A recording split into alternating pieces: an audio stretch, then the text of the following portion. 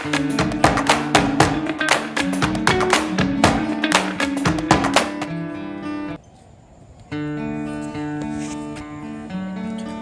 ළමයි කොහොමද හයිත් සැරක් කාලෙකට පස්සේ කියන්නේ මේ සීරිස එක කටිනියව කරන්න බැරුණා මොකද ඒ තරමට පොට්ටක් විතර වැඩ රාජකාරි බහුල වෙච්ච නිසා වීඩියෝ ටික එඩිට් කරන්නවත් ටයිමයක් හම්බුනේ නෑ. ඉතින් අද අපි මේ ගමන් කරන්නේ මැලේසියාවේ ඊළඟ සීරීස් එක අපි කියමු මැලේසියන් ටුවර් එකේ ගැන්තිං ටුවර් එක අපි යන විදිය. ඉතින් අර මේ වීඩියෝ එකේ මුලින්ම පෙන්නන ආ විදියට ඔයගලන්ට KL සෙන්ට්‍රල් එකට ගියාට පස්සේ ගැන්තිං හයිලන්ඩ් යන්න වෙනම පල්ලෙහාට බහින්න තියෙනවා. එතනම තමයි ටිකට් කවුන්ටර්ස් තියෙන්නේ. හැබැයි කලින් ටිකට් නම් වෙන් කරගන්න මොකද ටිකට්ස් මාර විදියට ඉක්මනටම සෙල් වෙනවා. ඉතින් ඒ නිසා ටිකට්ස් නම් කලින් වෙන් කරගන්න. ඉතින් මමත් කරේ ඔන්ලයින් ටිකට් බුක් කරපු එක. ඉතින් Go Genting කියන සයිට් එකට ගියා නම් ඔයගලන්ට ඔන්ලයින් ටිකට්ස් රිසර්ව් කරගන්න පුළුවන් මම දවසට. ඉතින් මේ වගේ ටිකට් පාස් එකක් හම්බ වෙනවා. මම නම් බෝත් වේස් වගේම ස්කයිවේ ඒ කියන්නේ අර කේබල් කාර් එකටත් එක තමයි ටිකට් මම පර්චේස් කරේ. ඉතින් ඒ නිසා අර වගේ පාසස් දෙකක් එනවා බස් එකට වෙනමයි අපේ ස්කයි කේබල් කියන්නේ ගෙන්ටිං කේබල් කාර් එකටයි වෙනම ගන්න. ඉතින් මේ වගේ හොඳ සුව පහසු බසස් තමයි මේ ටුවර් එකට යන්න තියෙන්නේ. හරියට පැයක රයිඩ් එකක්. ඉතින් ඒක නිසා පොඩ්ඩක් සුව පහසුව යන්න පුළුවන්. ඉතින් මේ ගමන යනකොට මේ වගේ ලස්සන තැන් පහු කරගෙන යනවා. ඉතින් මට නම් ඇත්තටම මුල විනාඩි ටික විතරයි ඇහැරගෙන ඉන්න පුළුවන් වුණේ. ඒ බස් එකේ තියෙන සුව පහසුකම නිසාම මට හොඳට නිින්දක් ගියා. ඉතින් ඇත්තටම හරි ලස්සනයි මේ වගේ බලාගෙන යන්න පුළුවන් ගමන ඉවර වෙනකම් ඒ තරම් ලස්සන ප්‍රදේශ පහු කරගෙන තමයි අපේ නිකන් අර නුවරඑළිය පැත්තට යනවා වගේ ගොඩක් කැලෑවල් පසු කරගෙන තමයි ඉතින් ගැන්තිං හයිලන්ඩ් වලට යන්න තියෙන්නේ.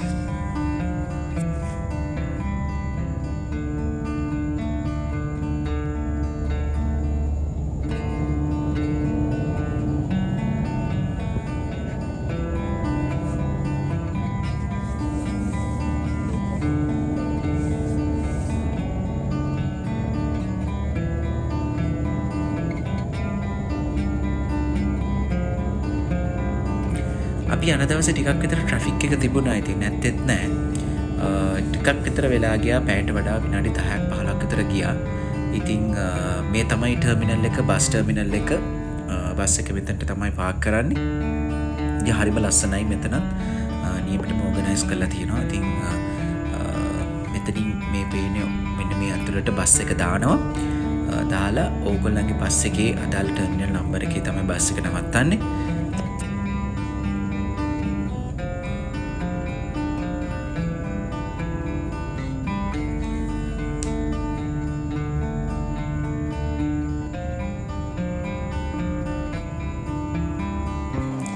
බස් එක කොහම නවත්වුවට පස්සේ ඔතනින් පොඩ්ඩක් ඇතුළට යන්න තියෙනවා. ඇතුළට ගිහිල්ලා හිමින් උඩට තමයි යන්න තියෙන්නේ. ඉතින් වෙනම ස්කැලේටර්ස් තියෙනවා. ඒව වලින් හිමීට මෙන්න මේ විදිහට උඩට යන්න තමයි තියෙන්නේ. මේ යන අතරතුරේ ඔයගලන්ට කන්න මොනවාද බඩගින්නක් එහෙම තියෙනවා නම් කෑම කඩ විතරක් නෙමෙයි ඇඳුම් පැළඳුම් කඩත් ඉතින් මෙතන තියෙනවා. ඉතින් මේ පේන්නේ මේ වගේ රෙස්ටොරන්ට්ස් කීපයක් තමයි මේක ඇතුලේ තියෙන්නේ. කියන්නේ ඔයගලන්ගේ ඉතින් ඒ කේබල් කාර් එකට යන්න උඩට නගිනකම් ඔයගලන්ට තියෙනවා මේ වගේ ඇඳුම් ගන්න තැන් කෑම කන්න තැන් ඒ වගේ ගොඩක් තියෙනවා. මේ පෙන්නන්නේ ඒ කේබල් කාර් එකට යන අතරතුරේ එක ෆ්ලෝ එකක් පුරාට තියෙන ලොකු චොක්ලට් කඩයක්. ඉතින් මේකේ තියෙන තන්නේ ක්‍රම චොක්ලට්. ඔයගලන්ට මෙතනින් ගන්න පුළුවන්කම තියෙනවා. ඉතාමත්ම පහසු මිලට මම කම්පැරිසන් එකක් මම ලොකෝටම කරේ නෑ. හැබැයි ගොඩක් අඩුයි චොක්ලට්ස්. ගොඩක් අඩුවට වඩා මෙතන තියෙන චොක්ලට් ප්‍රමාණය සෑහෙන විශාලයි.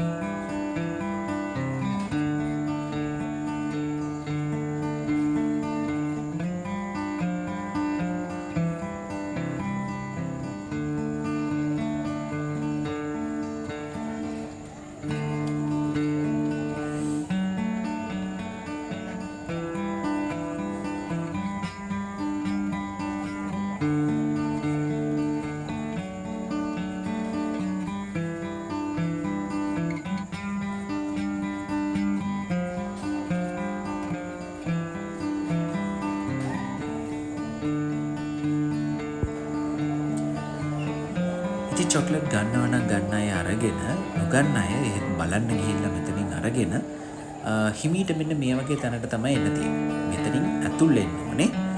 මෙතනින් ඇතුල් වෙන්න ඔයගොල්ලන්ගේ අර අතනින් ගත්ත ටිකට් ටික අනිවාර්යෙන් ළඟ තියාගන්න ඕනේ. නැති කරගන්න එපා. ඔයගොල්ලන් බෝත් වේස් ගත්තා නම් අනිවාර්යෙන් ඒක නැති කරගන්න නැතුව තියාගන්න. ඉතින් මේ වගේ මැෂින් එකකින් ඒගොල්ලන් ඔයගොල්ලන්ට ඇසිස්ට් කරනවා. ඔය පාස් එක එතනින් තිබ්බට පස්සේ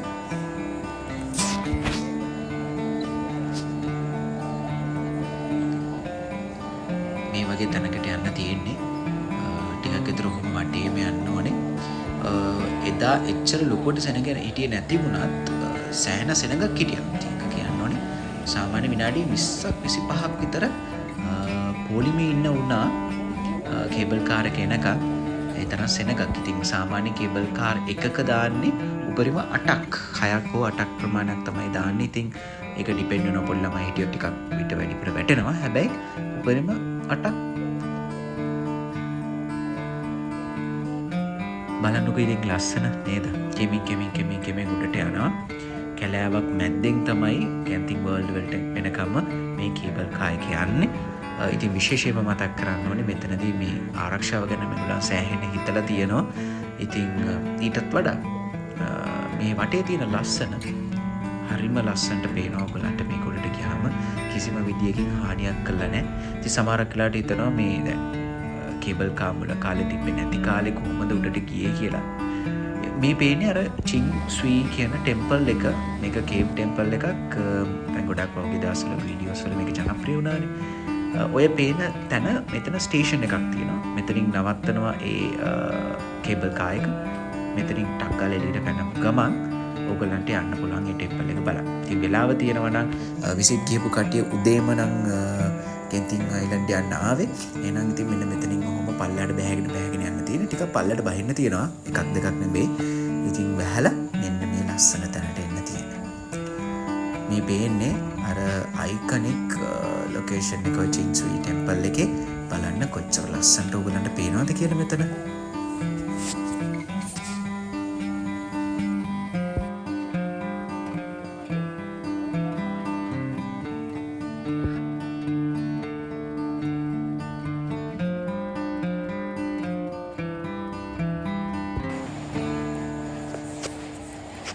අපිට ඉතින් ටිකක් වෙලාව තිබ්බ නිසා මේක ඇතුළටම ගියා බලන්න. මොකද ඒක හරිම ලස්සනයි.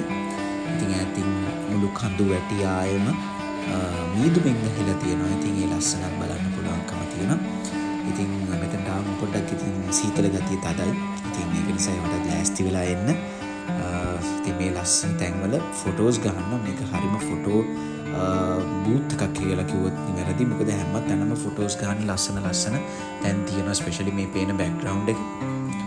ඉතින් මේ පේන්නේ මේ ස්ථානයේ නිර්මාතෘ. ඉතින් එතුමාගේ ඡායාරූපයක් තමයි තියෙන්නේ. ඉතින් මෙතන තියෙන මේ විශාල බුදු පිළිමයත් හැම දෙනාගේම ආකර්ෂණයට ලක් වෙච්ච එකක්. හරිම ලස්සනයි. එතනට ආම හරිම නිදහස් ගතියක් දැනෙනවා. ඉතින් මේ අපි මේ යන දවස්වල මෙතන පොඩි කන්ස්ට්‍රක්ෂන් වැඩ ටිකකුත් තිබුණා. නැත්තම් ඔහොම වැහිලා තියෙන්නේ නැහැ. ඉතින් සෑහෙන පිරිසක් මෙතනටත් ආවා. හඳුන් කුරක් පත්තු කරලා, පහනක් පත්තු කරලා මේ ඕන දෙයක් කරන්න ඉතින් මෙතන අවශ්‍ය දේවල් තියෙනවා. ඉතින් හඳුන් කුරු පවා මෙතන තියලා තියෙනවා. ඔයගලන්ට පුළුවන් පත්තු කරලා ඒ දේවල් කරන්න.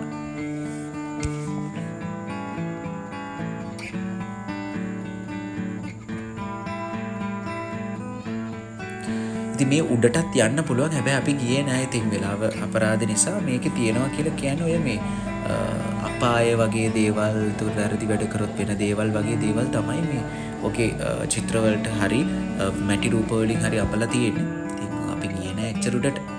ඊට පස්සේ ආයි ගිහපු මේකෙම ආයි උඩට එන්න තියෙන්නේ. ඇවිල්ලා ආයි කේබල් කාර් එක ගන්න ඕනේ. අරගෙන කැන්තින් අයිලන්ඩ් වල කියන අපේ ලාස්ට් ස්ටොප් එකට යනකම් යන්න ඕනේ. දැන් නම් හිමින් මීදුමේ වැහිලා ගිහිල්ලා තියෙන්නේ. ඉතින් හිතන්නකොට කොච්චර සීතලද කියලා. මීදුමෙන් වැහිලා ගිහිල්ලා ඉතින් ඉස්සරහින් එක්කෙනා පේන්නේ නැති ගානට වගේම මීදුම තියෙනවා. මේ පේන්නේ කැන්තින් අයිලන්ඩ් එක.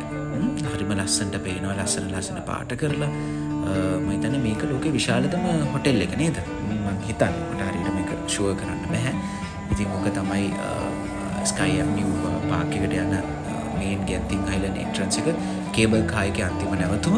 ඉතින් මෙතනින් බැහැලා ඔයගලන්ට ඕන නම් මේ පේන ෆොටෝ බූත් එකෙන් ඔයගලන්ගේ ෆොටෝ උනත් ගන්න පුළුවන්කම තියෙනවා. ඉතින් සල්ලි වියදම් කරලා කරන්න ඕනේ නිකන් නෙමෙයි. ඉතින් මෙතනට ආවට පස්සේ ඔයගලන්ට වෙනම ලෝකයකට, ඒ කියන්නේ වෙනම වර්ල්ඩ් එකකට ගියා වගේ. ඒක තමයි ගැන්තින් වර්ල්ඩ් කියලා කියන්නේ. මේකට ගියාට පස්සේ ඔයගලන්ට වෙනම ලෝකයකට ගියා වගේ කියන එක අනිවාර්යයෙන්ම දැනෙනවා. තනිකර ඩිජිටල් බෝඩ්ස්, ඩිජිටල් ලයිට්ස්, එතකොට මේ හැමදේම පිරීලා දකින්න තැන ලයිට් බෝඩ් එකක් එක්ක මොකක් හරි ඩිජිටල් වෝල් එකක් මේ හැම එකකම එක්ක පුංචි දේවල් පෙන්වනවා. හරිම ලස්සනයි. ඉතින් මේ පේන දේවල් පසු කරගෙන මේ යනකොට මේ තමයි ටිකට් කවුන්ටර්. එතනින් අනිවාර්යෙන් ටිකට් එක ගන්න ඕනේ. හැබැයි මතක තියාගන්න ඕනේ අපි මේක මේ වෙලාවේ මතක් කරන්න ඕනේ. මේ වෙලාවේ ඔයා ගිහලා ටිකට් ගන්නවට වඩා ඔන්ලයින් වා ටිකට් පර්චේස් කරද්දී ඔයාට ගාණ ටිකක් අඩුවට ලැබෙන්නේ. ඒක නිසා ටිකක් නෙමෙයි යම්කිසි දැනෙන ගාණක් අඩු වෙනවා. ඒ නිසා පොඩ්ඩක් මතක තියාගන්න. මේ ටිකට්ස් ගත්තට පස්සේ අතට ඔයගලන්ට බෑන්ඩ්ස්, රිස් බෑන්ඩ්ස් වගේක් එනවා ඒ කවුන්ටර් එකෙන්ම. එතකොට ඒ මේවා අතේ බැඳ ගන්න ඕනේ. ඒව තමයි ඔයගලන්ට ගේම්ස් වලට එන්ටර් වෙන්න තියෙන්නේ. අපි අවුට්ඩෝර් තීම් පාක් එක ගත්තේ නැහැ. පොඩ්ඩක් වැහිබර කාලගුණයක් තිබ්බ නිසා අපි ඉන්ඩෝර් තීම් පාක් එක විතරයි ගත්තේ. ඉතින් අපිට අවශ්‍ය කරන රිස් බෑන්ඩ්ස් හම්බුනාට පස්සේ ඒ රිස් බෑන්ඩ්ස් තමයි අර මේවකට අල්ලලා අපිට ඇතුල් වෙන්න තියෙන්නේ. ඉතින් ගේම්ස් ගොඩාක් තියෙනවා. ඉන්ඩෝර් තීම් පාක් එකේ ගේම්ස් ගොඩාක් තියෙනවා. ඒක නිසා පාඩු නෑ. මේ වගේ හැම ගේම් එකක්ම ඔයගලන්ට වෙනම ටේක් පාර්ට් වෙන්න පුළුවන්. හරිම ලස්සනයි. මම කියන්නේ digital lights, digital boards, LED walls මේ දේවල් වලින් පිරීලා ඉතිරිලා ඒ තරම් ලස්සනයි මේක ඇතුළේ.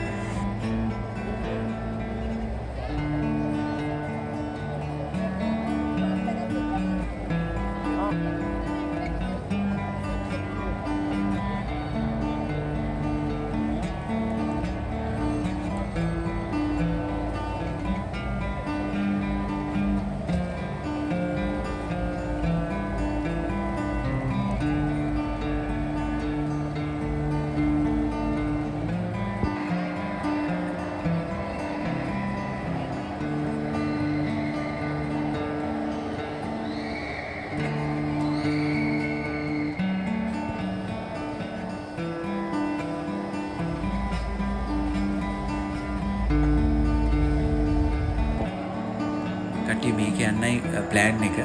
මේක ඇත්තටම මෙම උඩට ගෙනහිල්ලා අතාරිනවා. මේකම අවුට්ඩෝර් තීම් පාක් එකෙත් තියෙනවා. මට එකපාරක් මට මතකයි මං ගියා.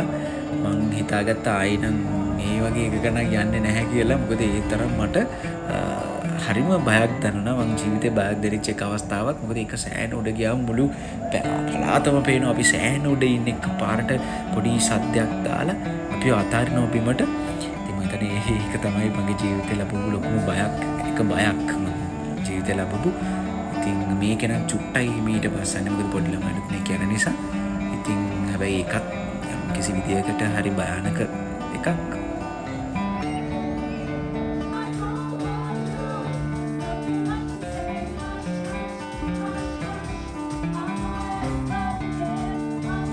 එහෙනම් හිමීට බලාගෙන යන්න මේ ලස්සන ගැන්තින් වර්ල්ඩ් එකේ ඉන්ඩෝර් තීම් පාක් එකේ ඇතුලේ වෙන දේවල්.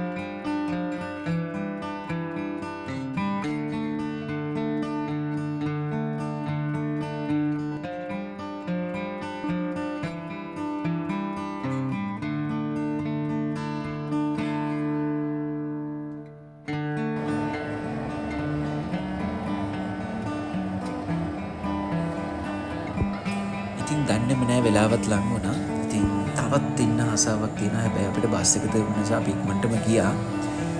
මෙතනදී මතක් කරන්න තියෙන එකම දේ තමයි ඔයාගේ බස් ටයිම් එක උදාහරණයක් හිතන්න හවස 6ට නම් ආයි back to කේල් වලට තියෙන්නේ කියලා. හොඳට මතක් කරන්න. හොඳට මතක තියාගන්න. පැයකට කලින්වත් ඔයා යන්න බස් එකේ queue එක ගාවට. බස් එක ගාවට නෙමෙයි ආයි කේබල් කාර් එක ගන්න ඕනේ නෝ ආපහු බස් ටර්මිනල් එකට යන්න. මතකයතුව පැයකට කලින් යන්න. මොකද අපිට බස් එක මිස් වුණා. අපිට පරක් වුණා ස්කයි කේබල් කාර් එක ගන්න. මොකද කොටාක් සෙනගේ හිටියා. ඉතින් අපි යනකොට බස් එක ගිහිල්ලා විනාඩි 10කට කලින්. ඉතින් ඒක නිසා අමතර ගාස්තුවක් ගෙවලා අපිට ටැක්සිය ගන්න වුණා කේල් වලට එන්න.